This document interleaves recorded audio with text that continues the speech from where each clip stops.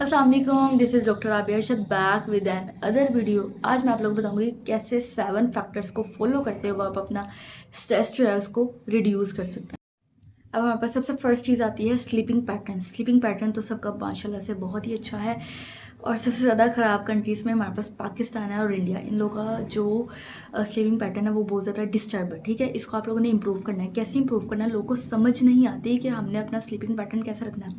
7 to 8 hours sleeping pattern जो होता है ना, उसके अंदर हमारे पास स्लीप टाइम जो है वो कंपलसरी है। अब वो समझते हैं कि अगर हम एक दिन 12 बजे से सो रहे हैं और सुबह 7 बजे उठ रहे हैं, इसका मतलब हमारा जो है स्लीप टाइम पूरा हो गया। ठीक है, दूसरे दिन वो क्या करते हैं, रात को 2 बजे सोते हैं और सुबह 10 बजे उठते हैं, तो वो कहते हैं हमारा तब भी टाइम पूरा हो गया।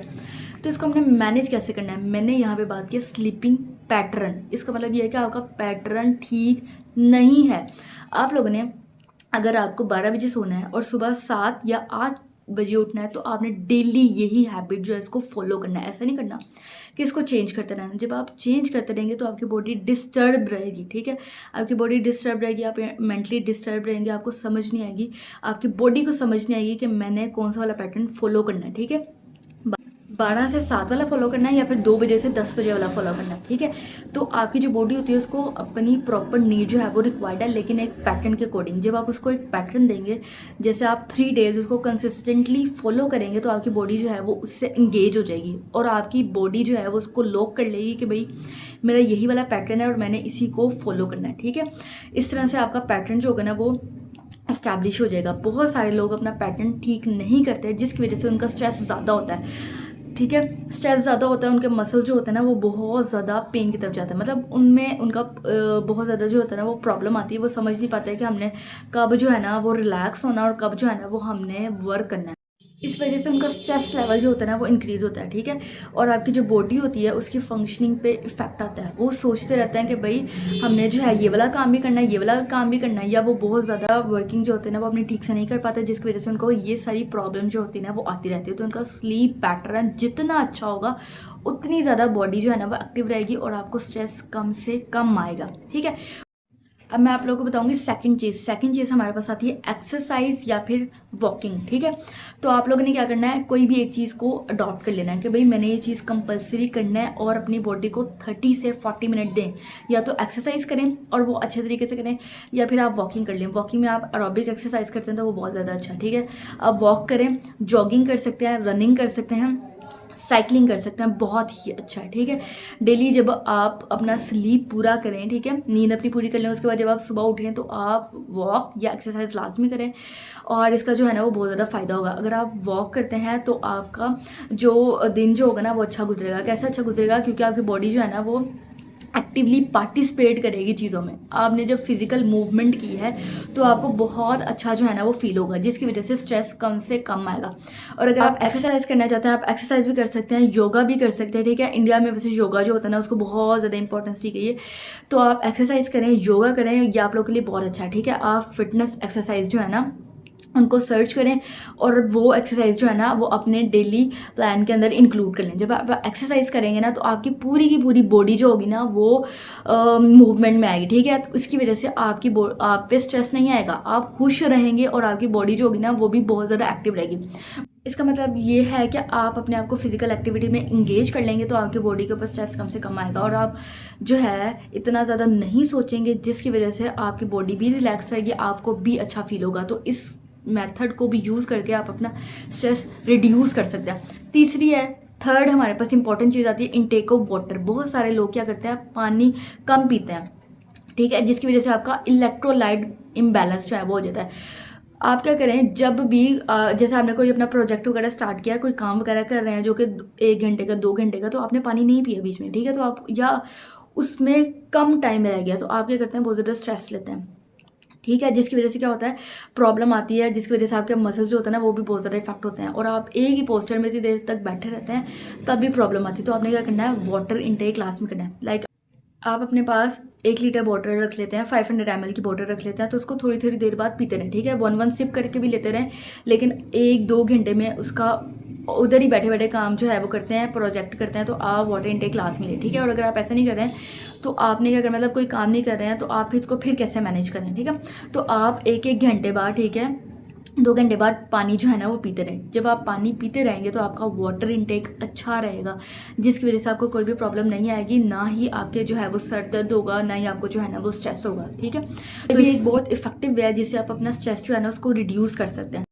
इसके बाद जो हमारे पास अगला वाला पॉइंट आता है ना वो भी बहुत इंपॉर्टेंट है। ठीक है, उसमें हमारे पास आता है ओवर थिंकिंग। बहुत सारे लोग हैं बहुत सारी चीज़ें सोचते हैं, लाइक मैं भी एक बहुत सारी चीज़ें सोचती हूँ, लेकिन वो जो लोग बहुत सारी चीज़ें सोचते हैं ना वो क्या करते हैं, उन्होंने ना एक प्लान बनाया। Plan is a good thing कि अगर आप किसी चीज़ को अच्छे तरीके से लेके चलते हो, लेकिन वो प्लान बनाते हैं, उसके बाद वो उसके पॉजिटिव नेगेटिव कॉन्सिक्वेंसेज जो भी उनके माइंड में आते हैं ना वो उसको बहुत ज़्यादा सोच लेते हैं, मतलब एंड रिजल्ट्स निकाल लेते हैं और पॉसिबल एंड रिजल्ट्स निकालते हैं नेगेटिव वाले। वो ये सोच रहते हैं अच्छा ऐसा नहीं होगा तो कैसा होगा, अगर ऐसा होगा तो फिर कैसा होगा। मतलब वो बहुत ज़्यादा माइंड को जो है ना वो यूज़ करते हैं, अपना ब्रेन की फंक्शनिंग को बहुत ज़्यादा लेते हैं, जिसकी वजह से उन पर स्ट्रेस आता है। और मेरे यहाँ पे बताने का मकसद ये है कि आप कुछ भी करें वो ज़रूर करें, लेकिन उसको बहुत ज़्यादा ओवर थिंक ना करें, मतलब प्रोडक्टिविटी के वे में करें। आपने कोई भी चीज़ का टारगेट बनाया और उसको अचीव करने की कोशिश करें, बट ये मत सोचें कि भाई इसका बैड कॉन्सिक्वेंस आएगा तो व्हाट विल आई डू। तो मैं क्या करती हूँ, मेरे पास एक छोटी सी डायरी है। ठीक है, ये मेरी डायरी है और इसके अंदर मैं जो है ना अपनी चीज़ें लिख लेती हूँ, like what I am going to do. मैं आपको नहीं बताऊंगी, ये सीक्रेट है। अच्छा खैर मतलब इतना कुछ नहीं है, लेकिन मैंने जो भी चीज़ करनी होती है ना तो वो मैं इसके अंदर मेंशन कर लेती हूँ, ताकि जब मैं सुबह उठूँ तो मुझे पता हो कि मैंने ये वाला काम करना है और मैं उसको अच्छे तरीके से कर सकूँ। मतलब डेली तो नहीं होता, but one I plan something जो कि बहुत ज़्यादा इंपॉर्टेंट है या मुझे वो करना है, तो मैं इसी तरह से करती हूँ कि सारा कुछ नोट डाउन कर लेती हूँ कि सुबह ये करना है और फिर ये करना है और फिर ये करना है। दैन ये मेरे लिए बहुत ज़्यादा ईजी होता है और मैं स्ट्रेस नहीं लेती हूँ। ठीक है, मतलब मुझे पता होता है कि भाई मैंने इस लिस्ट को जो है वो फॉलो कर लेना है, जो कि मेरे लिए बहुत ज़्यादा ईजी रहता है और बहुत अच्छा रहता है। तो अगर आप ये भी प्लान करते हैं तो ये बहुत ज़्यादा अच्छा रहेगा। उसके बाद हमारे पास जो 5th नंबर पे चीज़ आती है वो हमारे पास होती है ब्रीथिंग एक्सरसाइज। ठीक है, ब्रीथिंग ऐसे डीप ब्रीथिंग एक्सरसाइज। अगर आप डीप ब्रीथिंग एक्सरसाइज करते हैं तो उसका आप लोग को बहुत ज़्यादा फ़ायदा होता है। ठीक है, मतलब आपकी एक तो इनहेलेशन और एक्सहेलेशन जो होती है ना वो बहुत अच्छी होती है। इनहेलेशन में आप ऑक्सीजन जो होता है ना वो अंदर लेके जाता है, और एक्सहेल जब आप करते हैं तो आप कार्बन डाइऑक्साइड को बाहर निकालते हैं, जिसकी वजह से आपका स्ट्रेस जो होता है ना वो बहुत ज़्यादा कम होता है। ठीक है, ठीक है, मतलब ये वाली एक्सरसाइज अगर आप करते हैं तो इससे आप लोगों को बहुत ज़्यादा फ़ायदा होगा। ये बहुत ज़्यादा इफेक्टिव होती है और ये आपका स्ट्रेस रिड्यूस करने में बहुत ज़्यादा हेल्प आउट करती है। तो अगर आप लोग को सांस का प्रॉब्लम आता है तब भी आप कर सकते हो, और अगर आप किसी चीज़ के बारे में बहुत ज़्यादा सोच रहे हैं या आप लोग को बहुत ज़्यादा स्ट्रेस फील होता है तो ये 5 दफ़ा जो है ना वो आप करें, और इससे आपको जो है ना वो स्ट्रेस फ्री हो जाएगा। मतलब आपको बहुत अच्छा जो है ना वो फील होगा। तो मतलब अगर आप ये करते हैं, इसको टाइम देते हैं, तो it will give you a good back. ठीक है, उसके बाद हमारे पास जो है वो अगली चीज़ आती है। अगली चीज़ हमारे पास क्या आती है, स्क्रीन टाइम आपने कम करना है। ठीक है, मतलब ये हमारे पास आ जाएगी 6th पे। तो आपने अपना स्क्रीन टाइम कम करता है। बच्चे क्या करते हैं या कोई और भी, वो हमारे पास फ़ोन ले लेते हैं और पकड़ के रखते हैं, फ़ोन ले लेते हैं या लैपटॉप ले लेते हैं। ठीक है, ज़्यादातर फ़ोन है क्योंकि अब आप सबके पास जो होता है वो फ़ोन होता है। स्क्रॉलिंग, ठीक है, मतलब आप स्क्रॉलिंग करें। I am not going to say that कि आप अपना फ़ोन ही यूज़ ना करें। ऑब्वियसली मैं भी फ़ोन यूज़ करती हूँ, और आप जब भी फ़ोन यूज़ करें ना तो उस पर लगा लें स्क्रीन टाइम। ठीक है, मतलब अगर आपको लगता है कि मैं जो है वो 1 घंटा फ़ोन यूज़ करना चाहिए मुझे, या 30 मिनट यूज़ करना चाहिए उस टाइम पे, ठीक है, तो आपने क्या करना है, स्क्रीन टाइम लगा लें, ताकि अगर आप स्क्रॉलिंग करते करते आपको नहीं भी पता चलता तो उसके लिए आप क्या कर सकते हैं, आप लोगों ने ऐसे करना है कि आपने जब अपना फ़ोन पे स्क्रीन टाइम सेट किया होगा या सोशल मीडिया के लिए आपने सेट किया होगा, जो कि सब ऐप्स पे अवेलेबल होता है, तो फिर आपको ये फ़ायदा होगा कि जैसे ही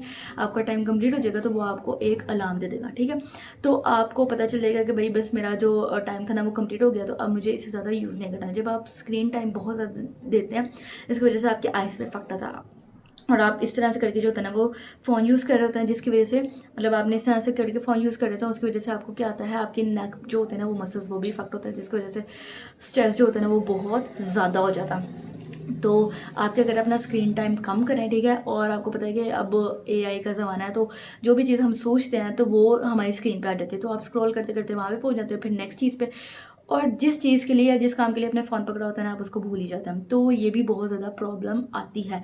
तो आप अपना स्क्रीन टाइम जो है वो कम से कम करें। उसके बाद हमारे पास आ रहा है 7 पे आता है, वो आपका होता है फैमिली मीटिंग या फ्रेंड्स मीटिंग।